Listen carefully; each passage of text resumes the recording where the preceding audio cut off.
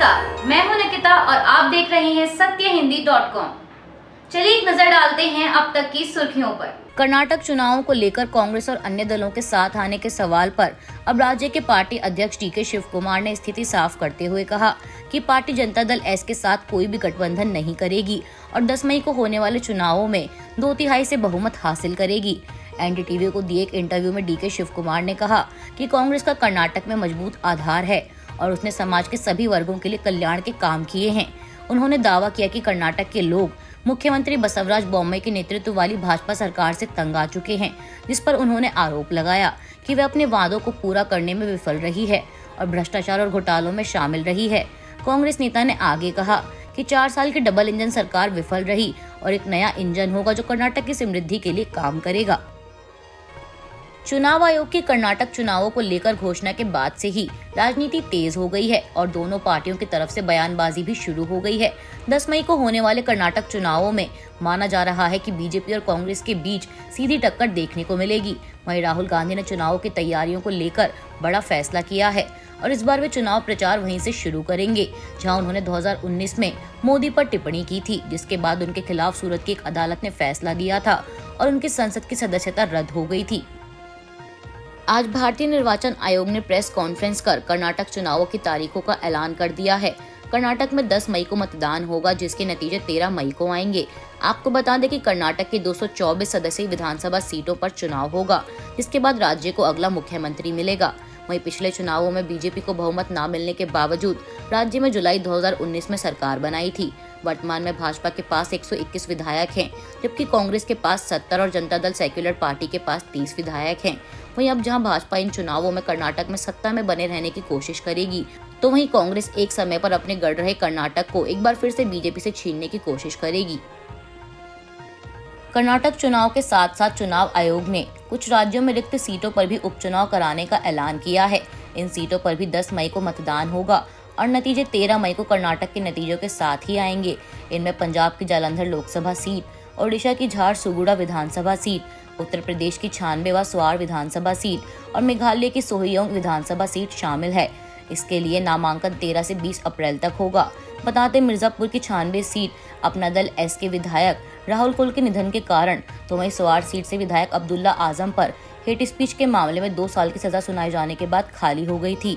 हालांकि राहुल गांधी की सदस्यता जाने के बाद केरल की वायनाड सीट भी खाली हो गई है, लेकिन चुनाव आयोग ने जल्दबाजी न दिखाते हुए कहा कि वायनाड उपचुनाव को लेकर अदालती आदेश के बाद ही कोई फैसला लिया जाएगा।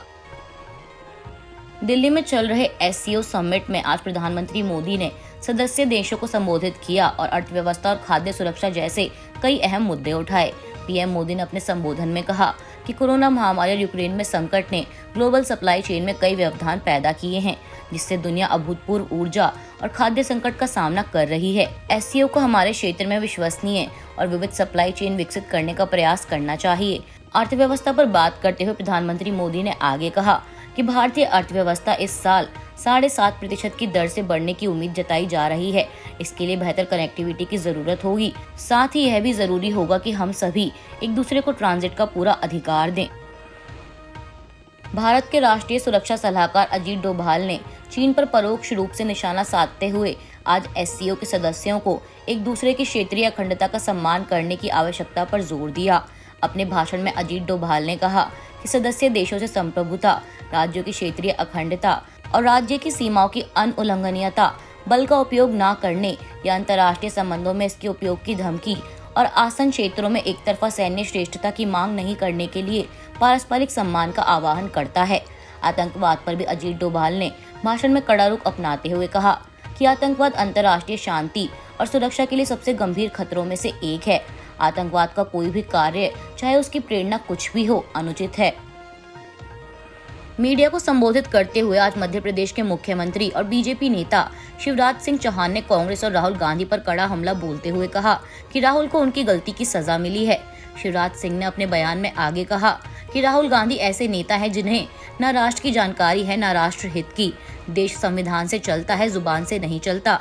देश में इस वक्त अमृतकाल चल रहा है, वहीं कांग्रेस में राहुल काल चल रहा है।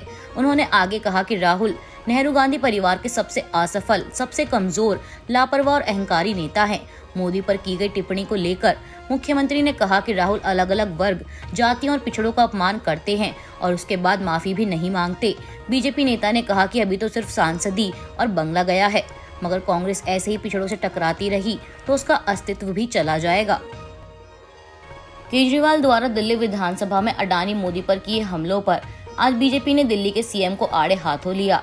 बीजेपी प्रवक्ता संबित पात्रा ने कहा कि केजरीवाल कांग्रेस के लिए कवर फायर का काम कर रहे हैं और उनकी सरकार में चल रहे भ्रष्टाचार को रोकने के बाद अब केजरीवाल मोदी पर निशाना साध रहे हैं।